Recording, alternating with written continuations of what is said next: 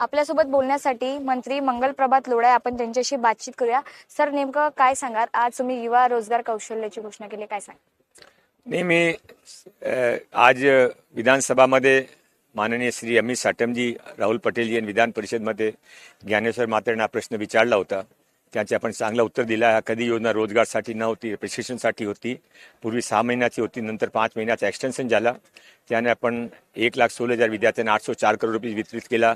नवीन पुरवणी मागामध्ये 408 करोडचे आपण प्रोव्हिजन केला. त्याशिवाय आपण जे प्रशिक्षण करून निघाले त्याच्यासाठी 6 कलमी योजना आपण आज जाहीर केली आहे.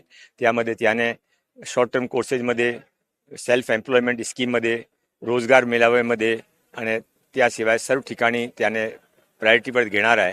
तर आमच्या जे चांगली रीतीने मी रोजगारसाठी प्रयत्न करत आहे. धन्यवाद.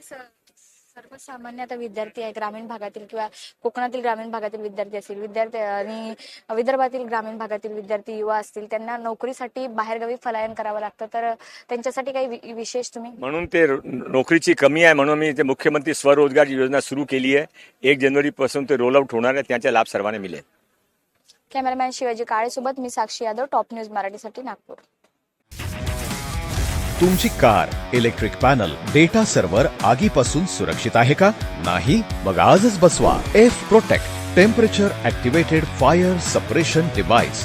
यामध्ये आहे eco friendly non toxic pressurized liquid, जे आग लागल्यास क्षणार्धात ऍक्टिव्हेट होऊन आगीवरती मिळवते नियंत्रण. बसवण्यास अतिशय सोपे आणि सुटसुटीत. टेकालिपचे एक दर्जेदार उत्पादन एफ प्रोटेक्ट.